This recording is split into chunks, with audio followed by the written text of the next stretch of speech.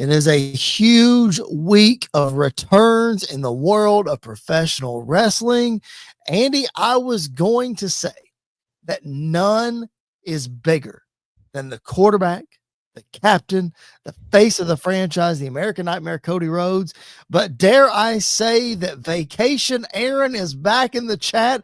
That could be the biggest return of them all. Welcome to Squared Circle Radio. Ladies and gentlemen, we are live on our YouTube channel. If you are listening to us on podcast or you're watching the replay, we appreciate you so much being here. I'm your phenomenal host, Mr. Podcasting. That is the young buck, Mr. Andy York. And Andy, it was a big week in the world of WWE, and it continues to get bigger. Yeah, it's going to continue to get bigger as we go throughout the week, heading closer and closer to Money in the Bank. I feel like every other week is going to be a Saturday night's main event from here until I don't know when. And Aaron's back. So listen, it's a win-win-win situation tonight. We're doing it on a Tuesday night, which is different. Yes. But if that brings Aaron back, then it's worth it. And listen, I won't get into the specifics there, Aaron, but we're glad that Aaron is back. Yes, we are live on a Tuesday night. Yesterday was Memorial Day. Happy Memorial Day. Thank you to all of those who have paid the price and fought for our freedom. We can't thank you enough for that. Having said that, we are live on a Tuesday, a little bit different. There's going to be a little bit of change to Squared Circle Radio programming in the near future. We'll talk all about that as the show goes on. But for now, we're just happy that you're here with us. Like the video, subscribe to the channel if you haven't already. My goodness, it helps us so much. It doesn't cost you a thing. Share the show on your social media. If you enjoy what we do, tell a friend, bring in some people. We know that you know wrestling fans. So just bring some people in. Let's make this a fun community. Shout out to our partners, WSN and SportsWire Radio. Andy, let's quit gabbing. Let's get into it, man. I know that I'm excited about Aaron being back in the chat. He makes the show very lively. But as we look back at Saturday night's main event from this past Saturday, the return of the American Nightmare, Cody Rhodes at the side of Jey Uso, coming to his aid after the beatdown from John Cena after his match with Logan Paul. The quarterback is back, Andy, in a huge way. And let me just tell you right out of the gate, man, what a pop this man got. From the last time that we saw him, people were saying, oh, he needs to turn heel. They're booing him. They're ruining him, blah, blah, blah, blah. Andy, no. He's still the man. He's still the face of the franchise. Yeah, he is. And I wasn't sure how much we were going to miss him because we knew he was going to take some time away post WrestleMania. I think he's been missed a lot more than people realize. I would say those times when Roman was out were rough at times, but this last month without Cody has just felt really weird and different. And so things feel back to normal. Things feel somewhat kind of where we were before WrestleMania. Listen, and I'm excited for what we're going to get at Money in the Bank, especially, he got a big pop for me because he saved us from having to go through a Logan Paul world title reign, which I was terrified that was what was about to happen. But yeah, I'm excited when Cody comes back, when Cody is involved, whether it's not always the greatest thing in the world and it's not always good. Like there have been some times in his run where just some things have not been great, but it's just different when Cody's involved. And that's true with all the greats, with Cena or it's Roman or it's Austin or Rock. If you go back and look at the Attitude Era, a lot of what they did wasn't great. Like there was some stuff that was rough from time to time, but because of the people involved with it was always very memorable and awesome to look back at. And I think the same is true with Cody. So I'm excited to see where we go from here.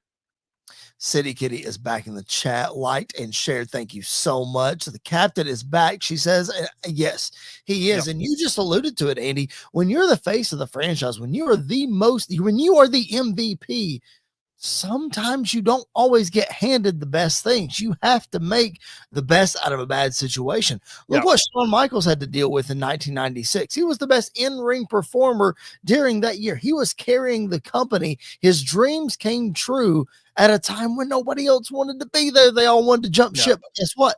He still had to hold the company up. And I'm not saying we're in a bad period with Cody having to do different things or whatever, but listen, you can't, as AJ Styles like to say, you can't always be at the top of the card, even when you're the world champion. Sometimes you got to do things.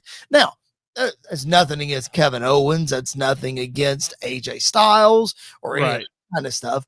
But to Andy's point, and Jared says it all the time when he's on the podcast, like he was starting to get a little bit tired of what Cody was doing. But Andy, to your point, we missed him. He's back. We're all excited. And you mentioned it, Money in the Bank. Second year in a row that Cody is in a tag team match at the Money in the Bank event.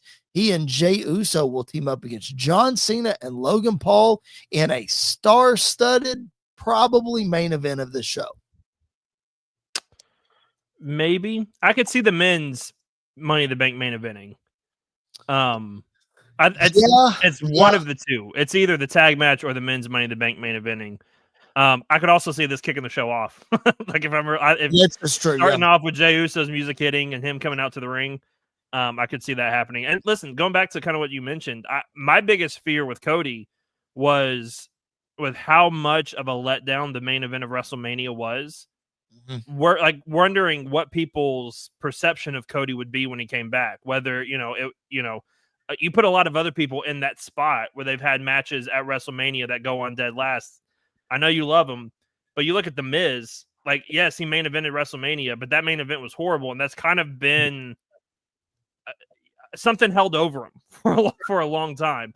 Yep. And, you wonder, like, when certain people go through that. With Cody, it seems like he's bounced back. The crowd, was nuclear when his music hit. I think everybody kind of saw it coming, and it didn't take away from the reaction that he got. This tag match, I think, is no different. I think it's a great way to do something different with everybody involved. You obviously you're not going to put the title on the line with Cena, but you're going to have him at the show. And him and Logan Paul together, it makes sense to me. And I think it's going to be really interesting to see what these two guys do together. And then obviously we know what Cody and Jey can do together. So I think it's going to be a lot of fun. I think the match is going to be great. And I like the fact that Cody is put in this position and not put in the Money in the Bank. I think this is a better spot for him than being in that ladder match. So I'm all for it. See, I'm the opposite. I wish he was in the Money in the Bank because this, again, as I mentioned, second year in a row that he's in a tag match.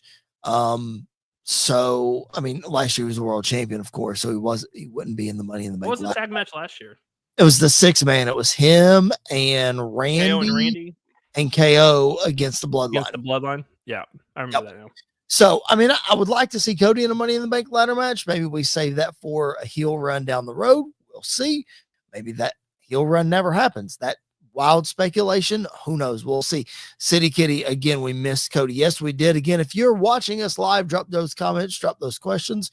We love to field those. We love to answer those. And even if you're watching the replay, you can drop comments in as well, and we'll circle back and we'll make sure that we respond to you. Yeah, man, it's a good spot for Cody. It is. I think it's more interesting that both world champions are in the exact same match in Money in the Bank, which the position on the card will be very telling as to what could happen down the line if the men's match happens before this. And you got Seth Rollins lurking if he ends up winning, or whomever, doesn't matter. But it would be interesting positioning on the card. But regardless, it's a good spot for Cody. We talked about this last week on our Saturday Night's Main Event preview about John Cena not putting the title on the line against Truth. Well, here we are in another John Cena appearance without the championship on the line. What do you have a problem with that? Are you okay? What are your thoughts here? It's weird. Because if this wasn't his last year, I probably would have more of a problem with it than I do right now. But knowing this is Cena's last run, his last year, I'm fine with doing some of these matches and not having the title on the line. Just doing them to do them, but using the title still as a reason why you're doing it. And I think that's the most important thing through all of this. So I would love, listen, my heart was set on John Cena versus CM Punk at Money in the Bank for that title. I wish we were still getting that. Yours and most everybody's. I know. But this doesn't feel like a cheap ripoff. Like, this feels like an important match to have. Maybe not as important as a world title match, but you've got 3 of the biggest guys in the company, and then the biggest guy outside of the company as an influencer a part of it. So why not put this match together? And I didn't, I long speculated, and this, I vouched and just went to bat for John Cena versus Logan Paul at WrestleMania. Like, I thought that was just money in the making right there. I never expected them to be a tag. Even with Cena being a heel, I didn't expect them to be in a tag. Yeah. I expected when Cena turns back babyface, boom, there's your first opponent. That's an easy one for people to boo. Yeah. Get behind Cena, and that still could happen. We're still a long way away from that. But having said that, Andy, we're talking about how quickly this WWE train is moving. We've got Money in the Bank coming up next Saturday. The Saturday after that is another Saturday night's main event and WWE Evolution, the all women's pay-per-view. And then 2 weeks after that is SummerSlam. No, sorry. I'm skipping July. Yeah. Timeline's a little screwed up there. Evolution and Saturday night's main events in July. It's July. That's right. Okay. So it's not the very next weekend. I apologize. My dates are screwed up. However, the point I was going to make was that we're still moving very fast through this thing, and SummerSlam is quickly approaching. Do you think this is seemingly leading to a John Cena Cody Rhodes rematch at SummerSlam, or what other direction could you see them going with either of these guys? I mean, right now that's the direction I see is Cena versus Cody at SummerSlam. I don't know any other story you could tell going into SummerSlam that would make sense, unless, I mean, obviously, while we do have a lot, while SummerSlam is kind of quickly approaching, we still have a couple of months to start anything, do anything. Mm-hmm. But I right now I don't see them going anywhere else but Cody and Cena at SummerSlam. The question is, are you going to do a third match after this one, or is this where Cody gets his win back? Is able to hit him with the title belt, which don't get me started about that whole storyline, but hits him with the title belt, wins the title back. Cena maybe turns babyface, maybe stays heel for a little while, and then slowly starts to make that journey the back half of the year. That's probably the direction they're heading in. Outside of that, I mean, maybe Roman comes back and we do Cena Roman for the title at SummerSlam. Maybe that's where you do Punk Rome or Punk Cena. Maybe there's some options, but the one that makes the most sense to me is Cody Cena at SummerSlam. Yeah, I think we go Cody Cena with a stop at Saturday night's main event. It's Cody versus Logan Paul at Saturday night's main event. Then you get Cody Cena. I would have Cody beat Cena for the championship, build Cena back up all the way till December, and have the third match be Cena's last match, and have Cena do it the right way, come to him in demand and say, hey, let me get one more crack at this, and send Cena out the right way, doing it that way. That's the way that I would do it. As far as where Roman fits in, let's talk about what I think Roman Reigns will do at SummerSlam. But a couple stops before then, we have Seth Rollins qualifying for Money in the Bank. Saturday night's main event, we saw the return of Bronson Reed aligning himself with Paul Heyman, Braun Breaker, and Seth Rollins. Andy, let me put this picture up from Monday Night Raw, because this group right here in this picture that you're seeing on our YouTube channel, it looks really good, right, Andy? This picture right here from Monday Night Raw, just look at these guys. You've got Rollins in all white, the rest of them in all black with sunglasses. They look like $1 million, Andy. They look like they belong together. They do. They look the part, and they are believable in everything that they are doing. I absolutely love this group. This is what I envisioned Rollins and AOP being in late 2019. Like really should have been. Yes. Yeah, I completely agree. And he was probably the last person on my mind to join this group. I love Bronson Reed in this group, though. I have to stop you real quick. It was the last person on your mind, but my brother Bryce was in the chat on our show several weeks ago, and he called it because he texted me as soon as it happened. He called Bronson Reed. So shout out to Bryce. Kudos for calling that one. Go ahead. Yeah, listen, especially after the way that he beat Seth for a while and beat up Seth. We talked about, man, why is Bronson Reed beating Seth Rollins? They made it come full circle in this moment. And he's one of those guys that you align him with a Seth Rollins, he's able to do something. You put him with a Paul Heyman, though, and like both these guys' careers are just going straight up from here. Obviously, Braun Breaker is going to be a world champion at some point down the line. I think the same could be true with Bronson Reed being a part of this group. And I think they look the part together. They are fantastic together. They are scary individuals. But once they start to go at it, I mean, a Braun Breaker versus Bronson Reed match, yes, that is right up my alley. That is something I am signed up for. So I absolutely love everything they're doing with this group. I think they may add one more. I think they may do 4 men and, have Paul obviously be the mouthpiece, but I think they may add one other person to this group and make it, solidified. Okay, I'm putting you on the spot. Who is it? You know, I got to put you on the spot. There are like 3 names that came to mind. Okay. And they all 3 kind of fit that same mold. Okay. I think it's either Ethan Page. Mm-hmm.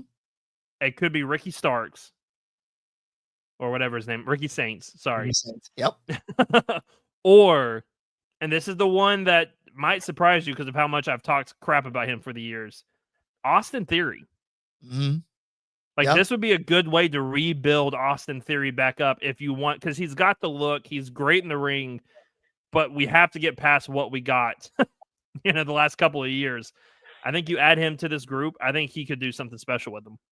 I think you're on the right track. They need a 4th man, and I think because they need somebody to eat the pin. Because who's pinning Braun Breaker and who's pinning Bronson Reed? Who's pinning Seth Rollins? So we need somebody in there like an Austin Theory, like an Ethan Page. I have said Carmelo Hayes would be great. That's a good one as well. Listen, if he leaves Judgment Day, Dominic Mysterio would be perfect for the spot. Oh no, he is prime babyface run. Like he cannot. I don't know. Finn Balor wouldn't be bad in this group, but I think Finn needs to be more of a leader, and he doesn't need to be the one eating pins. So you kind of fall into that trap again. Yeah, for sure. Like we all speculated that we thought this spot would go to the Randy Orton of the Evolution 2.0 or whatever. Turns out Braun Breaker might be the Randy Orton, and we just recruited the Batista of the group. You talk about Braun Breaker and Bronson Reed going at each other. Dude, I can't wait for them to be a tag team. Like, let's just squash the New Day right now. Let's go. For real. Yes. Like that's right up on my list, dude. The first thing I saw, like the first thing I noticed when they were in the ring together, I was like, man, they look the part of a tag team. Don't they? And you put Paul Heyman with them. Oh, it's gorgeous. It's perfect. Yeah, they absolutely do. Again, not who I would have picked for this group, but I mean, I think it's perfect. As far as the match goes, of course, Rollins and Breaker beat CM Punk and Sami Zayn. A really good match, I thought, but a lot of people online, Andy, and we don't have to dive into this because at the end of the day, we all know that Saturday night's main event is a television show. Doesn't matter if it's streaming on Peacock or not. It's a television show mainly suited for NBC. There's going to be commercial breaks. It is what it is. It is what it is. Yeah. I felt like this match is the one though that the commercials killed the most. Like I didn't feel like this match got off the ground and got any kind of momentum that these 4 guys could have gotten.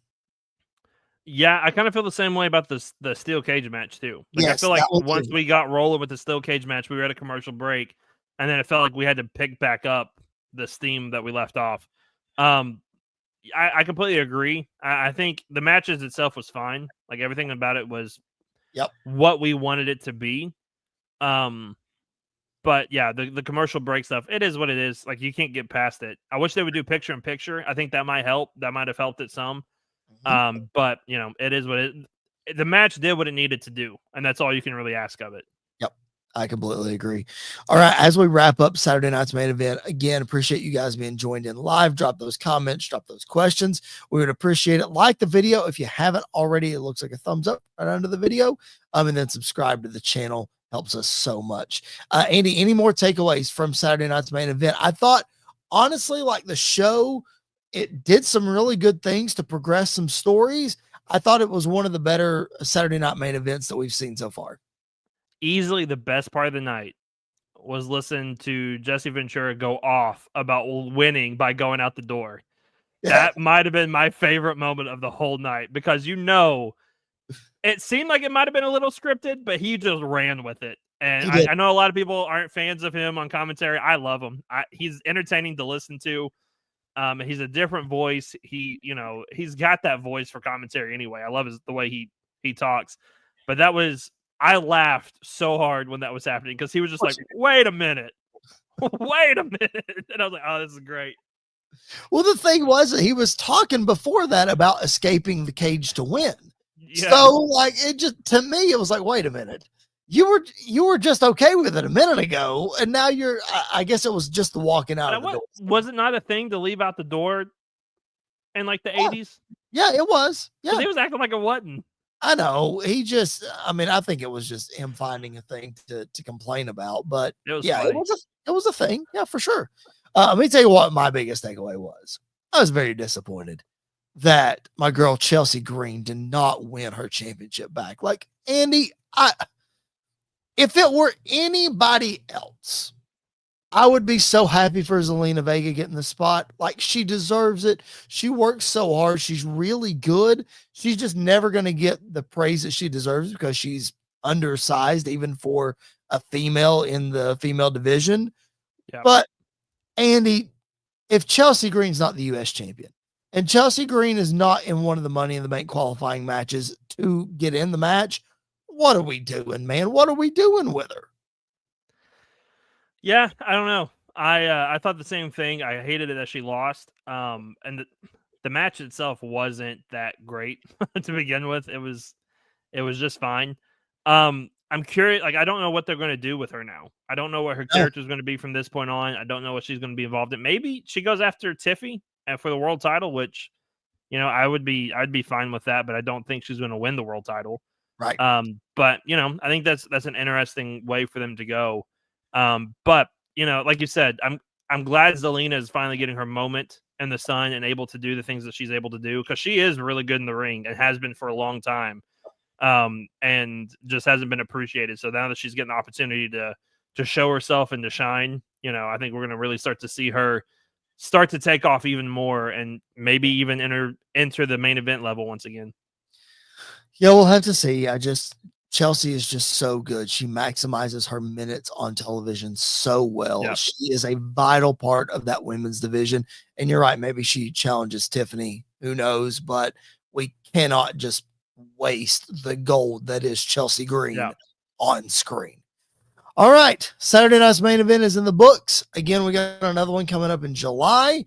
Before we continue to move on with our show, let's take a pause for the cause and give a shout out to our friends Tom Bryce and the crew over at Sports Wire Radio. Looking for all the latest happenings in the world of sports and wrestling? Well, you're in luck because Sports Wire Radio has you covered 24 hours a day, 7 days a week, and 365 days a year. With great shows in the world of sports, such as the Pinstripe Chronicles, hosted by Uncle Tats, Donald Stewart, and Rob Barrows. New York Baseball Talk with Chris Bazaya and Rob Maraska. The Liftoff Jets, also hosted by Chris Bazaya and Sharman Phillip. Neil Villapiano and the Devil's State of Mind. Randy Dillon's Hockey Fan Chat. In the world of wrestling, Sports Wire Radio has you covered with Squared Circle Radio, featuring Chris Belcher, Andy York, and Jared Justice. Those sit-down marks with DB, Primo, AJ, and Michael. A work in progress, featuring the Mayor of Canton, Piles, and Glenn Abbott. You can catch all of these great shows and more anytime, anywhere, and any place via the Listen Live button on sportswireradio.org, and you can also catch Sports Wire Radio anytime on YouTube at Sports Wire Radio 6579 to catch all the latest happenings in the world of wrestling. Sports Wire Radio has you covered. It's all sports matters and all wrestling matters here on Sports Wire Radio. I am your host, the owner of Sports Wire Radio, the #1 global radio station, the owner of the Promo Wrestling Federation, and one of the owners of the Pride Wrestling Federation. Your voice, figuratively and literally, where all wrestling matters. The Reverend Tom Bryce. All right, Andy, speaking of the women's division and speaking of returns, again, it is a week full of them. Liv Morgan returns to Monday Night Raw from her movie career. I guess it's going to continue. Apparently rave reviews of what she did over in Japan, but she returns to Monday Night Raw, and as you can see on the YouTube screen, not everybody it wasn't all roses for Liv.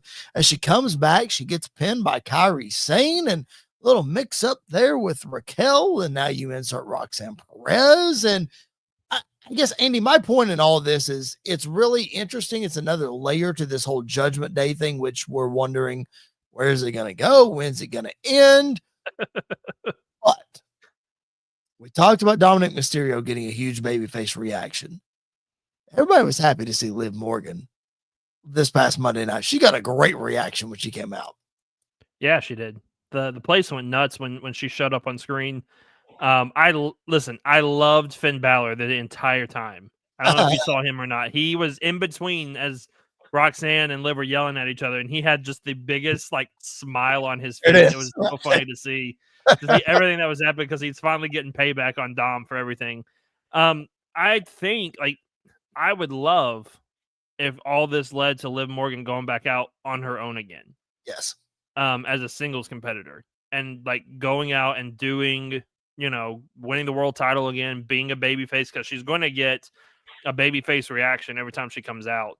And I think it's a great spot for Roxanne Perez to, start to build her up even more. Yep. Put her and Raquel back together, because I think they were at one point a tag team where they were together in NXT or something like that. Oh, interesting. But put them together, have them be a part of Judgment Day if we're going to have Judgment Day continue, because it seems like we are. We've been hoping for talking about their demise for a while. But yeah, I'm glad she's back. I think she's going to do something big this year, and it's important to build the women's division around more than just Rhea. Yes, because I feel like that has been the case on Raw. Yes, Io's the champion right now, but unless Rhea is involved, it seems like it's not important, and that's not the best thing in the world. So we need to start building up some people again, build up Liv, have her go out on her own, win the title again, do something different outside of Judgment Day, have her not feud with Rhea right away, have her do something else. I think that's really, really important. Yeah, and we'll see. Liv talked multiple times on Raw about getting a Money in the Bank qualifying match. We'll see if that comes to fruition this coming Monday, and then how this relationship with Roxanne and with Raquel and how all that shakes out. Because, I'll go ahead and predict now, I don't think Liv's going to be in the Money in the Bank match because of something else that is going to happen and take her out of that spot. We'll talk about some other Money in the Bank qualifiers here in just a minute. But yeah, Liv coming back as a huge addition to the women's division. Like you said, you need more pillars besides just Rhea.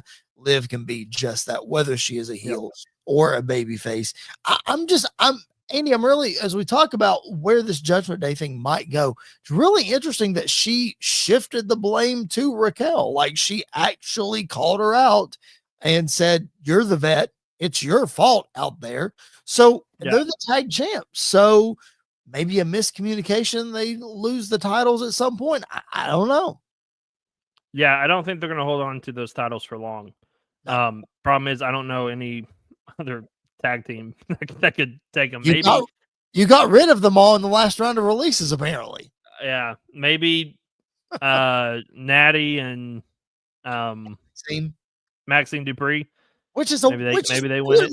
Have they ever explained that tandem at all? Not really. Okay. Not really. Yeah. Maybe Piper and Alba Fire, whatever her name is now. Maybe they win the tag titles. She's still going by Alba Fire? I was getting ready to say, is that still? I think that's still her name. They changed everybody's name now, so I don't really know what's what. That would be good. I would, them winning it would be great. Shoot, man, I can't even think of anybody. You could, if Io loses the title, you could have Io and Kairi. Or whenever Asuka comes back. Whenever that happens. Yeah. Seems like every time that she comes back, they put the titles on her and Kairi. So maybe, regardless, it'll be interesting to see kind of how it shakes out with Liv. Let's look at another return this past week from Friday Night SmackDown, the long-awaited return of the Wyatt Sick6. And Andy, as I look through the way this whole thing happened, and of course it happened on Bray Wyatt's birthday, as you look at the shot that's on our YouTube screen right now, the one thing that I notice, there are no masks. Only Uncle Howdy's mask. Nobody had a mask on. Very interesting. Yeah, they kind of were doing that before they went away. They normally only wore the mask when they came down to the ring, and then once they got into the ring, they would rip the mask off and start fighting. Did we ever see Nikki without her mask though? Like maybe once? I think so. Okay. Maybe. Listen, it's it's very good to see them back. I love the way that they did it. I will admit right here on the podcast, I did cry when they slid the birthday cake into the ring and he said, "My life for you." I was blubbering like a baby watching that. I know it hasn't been perfect with them, but they're the kind of act that one interesting story gets them back on track. Sure. And I think we could head that direction. Who knows? Maybe we get some more explanation on Friday. Maybe, Joe Gacy and Dexter Lumis go after the tag titles now. Maybe we use something like that. Or maybe they're just causing chaos. Maybe they're just wreaking havoc on everybody. I don't know. But I'm excited to see them back. I'm excited to see where they go and what they do from here with them. Yeah, it's an already loaded tag team division on Friday Night SmackDown with Mercy Machine Guns and Pretty Deadly and DIY and the Street Profits. And now you add Fraxium in there. And then now you're going to add the Wyatt Sick. So lots of tag teams. It'll be interesting to see what combination, like you mentioned, of the Wyatt Sick could be inserted in there. Maybe they're not. Maybe they're just causing chaos, like you said. Yeah. But regardless, yeah, a good, interesting story gets them right back on track. And it was really interesting if you listen to Alexa Bliss earlier in the night when she's backstage and she starts talking about having friends and she tells Charlotte, "I'm not talking to you." And she's talking to Lily, which is the first time Alexa has talked to Lily since she's been back and talking about her friends. Is there a connection there? Is there not? Yet to be determined, I guess. I think you have to do the connection because people are going to make the connection whether you do or don't. Right. And so I think it's better to do the connection, test it. If it doesn't work, you can always pull her out of the group and do something different and have her go her way and them go their own way. But ever since she returned, that's been the number one thing is, now the Wyatt, ever since the Wyatt Sick showed up, everybody's like, all right, Alexa's coming back. She's going to get involved. And then she showed up at the Rumble and they did the glitch thing at one point after one of her matches. And everybody's like, all right, this is what we want. We want Alexa back in this group. We want her to be the leader. She can keep going. When she hit that Sister Abigail the other night, the place went nuts for it. So I think people want to see them together just to see what we get. And if it doesn't work, then you can always just quickly, have her leave. They can separate them. You can do anything to kind of keep them apart. But I think it's important to do it right now. I'm going to play devil's advocate for a minute because every time that Alexa Bliss has returned since her return at the Royal Rumble, huge pops. The people are behind her. And yes, there's a huge pop when she does the Sister Abigail and all that kind of stuff. But it seems like Alexa came back and then they put her on the shelf because of whatever reason. Then they bring her back and she's not Fiend-ish, for lack of a better term. Yeah. And then now they're doing this Wyatt Sick thing and maybe there's a connection there. Do you think it's a situation where they're seeing the reaction that Alexa is getting and they don't want to, the best term I can come up with is mess it up by putting her with the Wyatt Sick? Do you think it's because of that reaction they want to keep them separate just so that she can do her own thing and be a star in the women's division without having to worry about this other group? Maybe they're loosely connected and not just all the time connected. You know what I mean? Yeah, I could see that happening. But I think, honestly, after the reaction the Wyatt Sick got when they showed up, I don't think it would hurt to put them together just because of how new and kind of popular they could get with everything that's going on. And with, again, one good story and they're kind of back in it. I think Alexa, it could be one of those where they are together, but like you said, they're not. And we get the goddess character most of the time, but when she needs to get to this darker side, this flip version, she can go back to the Wyatt Six and kind of join them, and that side of her come out. And it could just be like the angel on one side, the devil on the other. Yeah. Which side are you going to follow right now? Which side are you going to do? I think that would be interesting for her. Yeah, I think it would be kind of cool to be able to do that, both sides of your shoulder kind of thing and see where she lands. I think my only pushback with the whole thing is, and Sam Roberts brought this up I think he brought it up on his emergency podcast after the Wyatt Six returned, is that with Alexa, there's only one female in the Wyatt Six, and that's Nikki Cross. So what good is it really going to do a star in the women's division to have 4 guys backing her up? You know what I mean? Yeah. Like, it's not really you can't really go down that road, so it's not saying that it wouldn't work. It's just a matter of how does it impact the wrestling portion, Yeah, but you can make the same argument for Judgment Day with Liv. Well, yeah, that's true. Yeah. So I think it's one of those where she could be the leader of the group, and maybe they don't. Like, maybe they come down and help her from time to time, but maybe it's mainly Nikki. But on the flip side, in their stuff, she can always get involved and she can always do something. Because my only thing is, it's very hard to do a group that is centered around Bray Wyatt and not have the one person still on the roster who was connected to him the most on screen, and not have her be a part of it, or at least have a moment of acknowledgement between the two. Yes. Somehow. I think that has to happen at some point for everybody. I think that's really important that has to happen. Maybe they don't stay together. Maybe it's just a one-off. Yep. Maybe it's only an in-need type of thing. We'll get together when we have to. But I think it has to happen at some point. Well, we'll see if it happens at Money in the Bank, perhaps, because Alexa Bliss is in the women's match. It would be interesting to see how they affect that match. We got 4 more qualifiers this week in Money in the Bank. Of course, we got Seth Rollins, we mentioned earlier.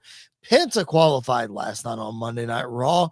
Julia, in a surprise, sort of, qualified on Friday Night SmackDown, as well as LA Knight qualifying on Friday Night SmackDown. As I'm looking through these rosters, man, I kind of think that the men need a little more star power in their match. I think the women are on a great spot right now. I think the men need another star in there. What do you think? Probably. Obviously Seth is the big name in that group. The one I'm most looking forward to with a ladder in his hand by far is Penta. I'm very excited to see what he does with a ladder in his hands. Have they announced the qualifier matches that are happening? I haven't seen anything next week. No. So maybe we add a Punk to the Money in the Bank briefcase. Maybe we add a Finn Balor somehow gets in. I know he's in that qualifier, last night, but maybe he gets added in, or Damian Priest gets added back in, or Priest would be a good one. Yeah. I think there are some certain people, but I think honestly, with the field they have, if you throw in a Punk or a Priest, I think it hits that level that you need. And the unpredictability of it is still crazy to me, because Seth's probably the favorite to win it right now, but you could tell me any one of these guys won, probably outside of Solo, and I'm like, yep, makes sense. I get it. City Kitty in the chat's pretty excited to see Penta in the match. Of course, I mean, if we've watched him over in AEW over the last couple of years and in Mexico and New Japan and all the things, Penta's going to steal the show with a ladder in his hand. I'm with you. I think Rollins is probably the favorite here. Again, we'll make our predictions next week on the Money in the Bank preview show. I think Rollins is probably the favorite here. And LA Knight seemingly was the favorite last year. But I think he's just as much of a favorite this year. I mean, I just think if you're going to pull the trigger with him, you have to do it now rather than wait too long. His time is going to pass if you don't pull the trigger, especially because you put him in there over a newcomer newcomer, but we all know him, Aleister Black. So you have him in there and for Ray, good. wasn't it? It was what now? Was it Ray too? Ray Phoenix? No, it was Aleister and Shinsuke. Nakamura. Yeah. Ray Phoenix got eliminated in the solo match. Oh yeah. Yeah, so it was solo We Jimmy. could have had Ray and Penta in this thing. I know, right? That would have been wild for sure. All that to say, there's some stars there. I just feel like the women. I mean, you've got Rhea Ripley, you've got Julia, you've got Roxanne Perez, who is coming on. And who's the other one? Let me show this picture from last week. Let me see if we get the Alexa other. Bliss. Of course, we just talked about Alexa. So maybe I'm wrong in the fact that I feel like the women have, a better lineup right now than the men, but we've got 2 more shows, so we'll see. Other people still could get added. And of course, our favorite, the Last Chance Battle Royal, whatever it ends up being, could be interesting to get a Chelsea Green and a Ray Phoenix and a Aleister Black or whoever in it. Yeah, I completely agree. And I've always been a big advocate of, in Money in the Bank, the person who wins it not being a world title, like not being a former world champion for the most part, unless like storyline dictates or whatever, then I'm mostly okay with it. But I like it to establish somebody new. And with the women's side, you've got 2 people in Julia and Roxanne Perez that could very easily happen. Kind of like it has with Tiffy. So I like that aspect of it more. But yeah, I think we do need a little bit more star power and a little bit more juice in the men's division. But again, you add a Punk, you add a Damian Priest, you add, anybody else really. I'm trying to think of who could AJ fit that Styles. mold. AJ Styles. There's a lot of people that you can put in there. I would love AJ Styles with the Money in the Bank briefcase because it would be nice to see him with it. Our buddy Brad is in the chat, and I know that we just talked about this, and I apologize. I'm going to bring it back up. Brad, let me hang tight real quick. I'll come right back to that. I promise. City Kitty just threw up an interesting suggestion for the men. What about Randy Orton? Yeah. I don't know if Randy's going to be too willing to hop in a ladder match at this stage in his career, but crazier things have happened. He would be great star power to put in there. He would be. I could see Randy being at Money in the Bank, but getting involved in that tag match.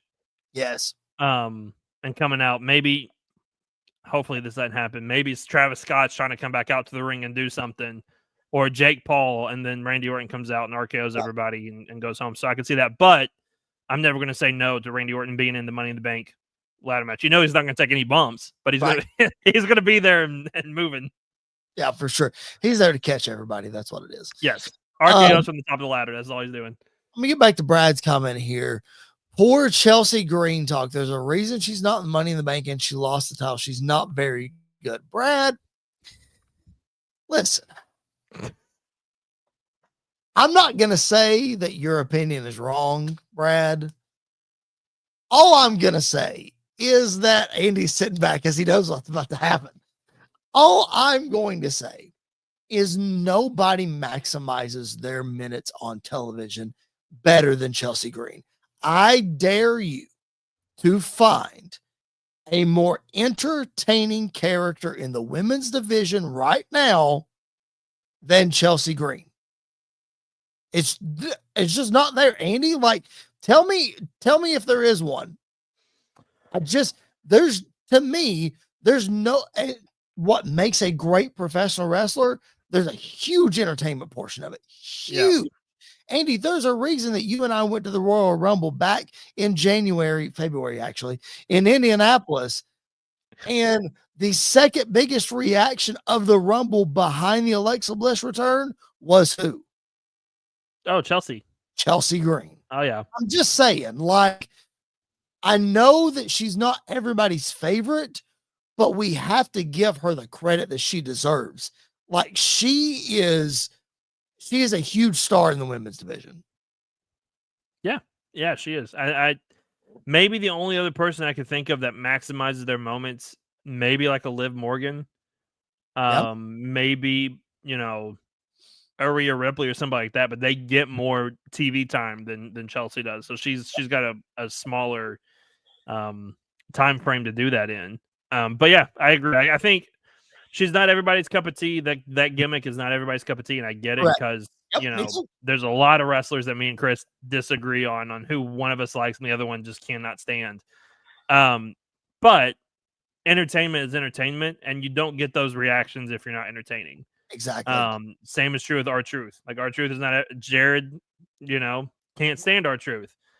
But what he did at Saturday Night's Main Event when he came out to Cena's music definitely got a reaction, and people loved it. So like you do what you got to do.